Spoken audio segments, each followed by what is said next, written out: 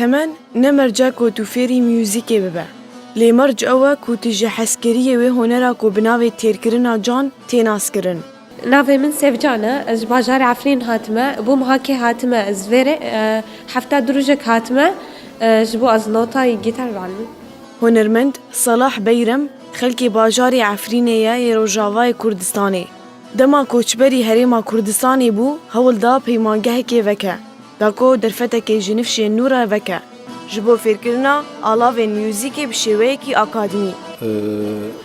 ev peymangeh teqrîben bû salekî hatiye damezrandin. Ez bi xwe teqrîben bû 5 sal hatime hewlêr. Ji 5 sal heta niha min dersê mûzîk dayê. Bes wek peymangeh bû teqrîben em bêjin salekî me çêkiriye. Armanca me ew e ku gencê me keçê me fêr bin mûzîk bi şêwekî akademî ne ku bi semayî. û taybet niha em terkîz dikin ser amêrî saz tambûr. Ji ber ku wekin zanin di mûzîka Kurdî amêrî herî em bêjin esasî ye, herî sereke tambûr bû. Birêka tambûr folklora Kurdî hat parastin bi sedan sal heta niha. Dema ez hatim hewlêr min dît gelek xelk hez dike fêr bê saz û tambûr lê mixabin tu wiha mamostin akademî tune bûn yani gelek lê em bêjin 5 sal heta niha nefşekî nû derket gencî me xurtê me bi şêwekî akademî fêr bûn taybetî saz û bağlama û tambûr.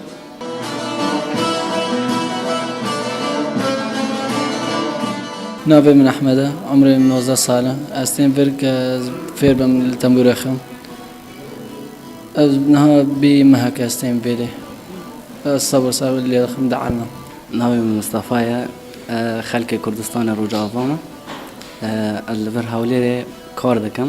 Wextê min ji bo şê heye, ez tên wira gîtar dielime û heftê min du ye ez tên vir.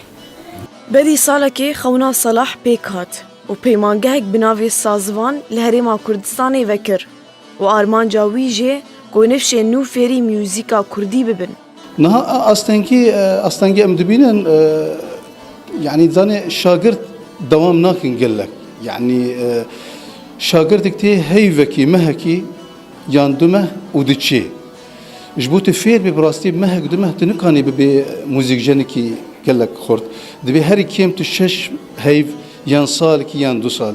Ev astengî em li hewlêr bi rastî dibînin ku berdewam nakin. Gelek xurtê me jî çûn dervayê welat ew jî stedem. Ji ber wê em ez hewl didim ku ez birêkê ev peymangeha tîpê musîqê ava bikim. Yani bila tîpê musîqa, bila mûzîk nav xelk nav belav bibe rewşekî wiha hunerî çê bibe li hewlêr ev armanca me ye.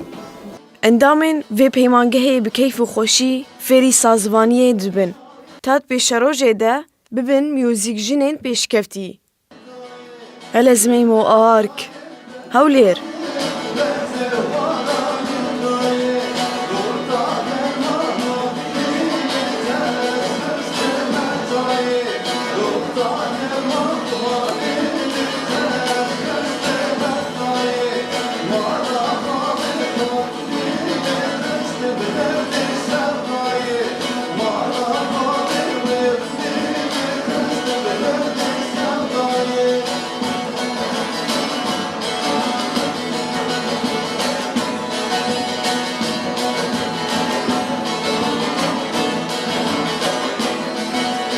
Türkler şayet Türk'ün